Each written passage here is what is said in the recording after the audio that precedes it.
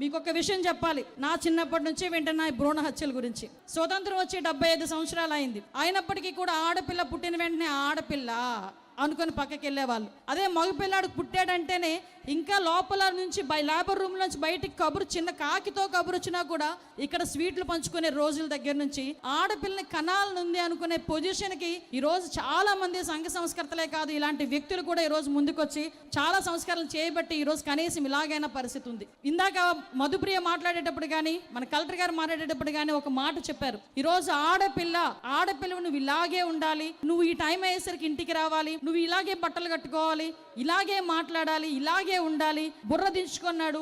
ఈ పరిస్థితులు ఇదే సేమ్ యాస్టీస్ గా మన ఇంట్లో ఉన్న మగపిల్లలకి సైతం చెప్పి మనం నేర్పించుకుని ఉంటే ఈ రోజు బయటకు వచ్చేసరికి ఇన్ని అరాచకాలు జరిగావా అని నేను అడుగుతున్నా. ప్రతి ఆడపిల్లని ఎలా పెంచుతున్నారో ప్రతి తల్లి, ప్రతి మగబిడ్డని కూడా ఆ తల్లి అదే బాధ్యతతో పెంచాల్సిన అవసరం ఉంది. ఫస్ట్ ఆఫ్ ఆల్ మన ఇంట్లో పోలీసింగ్ తల్లే చేయాలి అని చెప్పి డే ఫస్ట్ నుంచి కూడా మేము మాట్లాడుకునే సందర్భం. పిల్లలందరూ కూడా స్కూల్ నుంచి వచ్చిన తర్వాత స్కూల్ బ్యాగ్ పక్కన పడేసిన వెంటనే ఫస్ట్ తీసుకునేది ఏంటో తెలుసా? Cell phone. అమ్మ దగ్గర నుంచి ఫోన్ ఎక్కడుంది, నాన్న ఫోన్ ఎక్కడుంది, అన్నయ్య ఫోన్ ఎక్కడుంది అని కూర్చొని ఆ రీల్స్ చూస్తారు. ఏదేదో అందులో నాన్న చెత్త చెదారం అంతా అందులోనే ఏడుస్తుంది. అవన్నీ కూడా చూసి కొంతమంది ఇన్స్పైర్ అవుతారు, కొంతమంది పక్కన పడేస్తారు. వాట్ ఎవర్ ఇట్ మేబీ, ఏమి జరిగినా ప్రతి తల్లి కూడా అందులో ఏమున్నది, ఏమి చూస్తున్నారన్న సంగతి కూడా ఆలోచన చేసుకోవాల్సిన అవసరం ఉంది. ఆడపిల్లని చాలా చులకనగా చేసే ప్రతి సమాజానికి కూడా ఆ గర్భం నుంచి పుట్టిన ఒక ఆడదాని నుంచి పుట్టిన శిశువుగానే మనం కూడా భావించుకోవాలి. ఈ రోజు నువ్వు చులకనగా చూస్తున్నదో,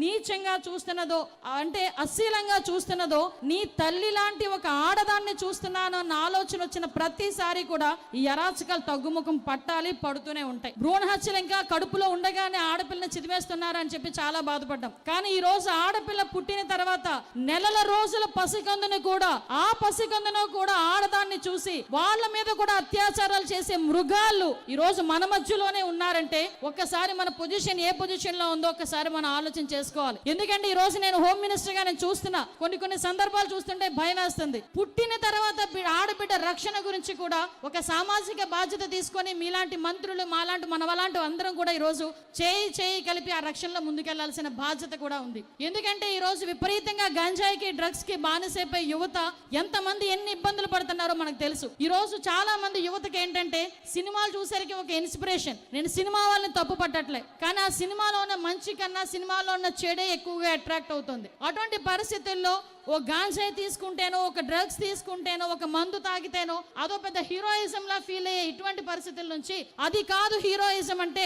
ఒక ఆడబిడ్డకి అన్యాయం జరిగితే, ఒక ఆడబిడ్డ ఆపదలో ఉంటే రక్షించే పొజిషన్ లో వచ్చినప్పుడే వాడు హీరో అవుతాడన్న భావన మన అందరిలోని కలిగే పరిస్థితి రావాలని నేను మనస్ఫూర్తిగా కోరుకుంటున్నా. మన పిల్లలు ఏదో రకంగా ఇంట్లో రూముల్లో కూర్చొని చదువుకుంటున్నారేమో అనుకుంటాం, గడ్డలు పెట్టుకొని రోజంతా రాత్రంతా చదువుకుంటున్నారేమో అనుకుంటాం. వాళ్ళు కావాలని ఏది కూడా వాళ్ళు అలవాటు చేసుకోరు.